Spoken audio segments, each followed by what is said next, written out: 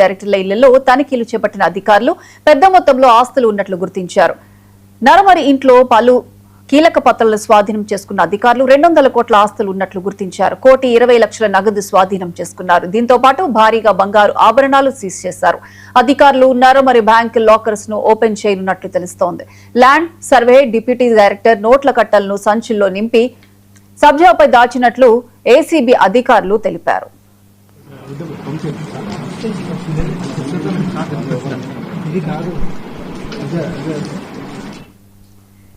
నరహరి ఇంటితో పాటు అతని బంధువులు అతని స్నేహితుల ఇళ్లలో సోదాలు కొనసాగుతున్నాయి. ఆదాయానికి మించిన ఆస్తులు ఉండటం, డిప్యూటీ డైరెక్టర్ స్థాయి అధికారి వద్ద కుప్పలు కుప్పలుగా నోట్ల కట్టలు ఉండడంతో అధికారులు కంగుతిన్నారు.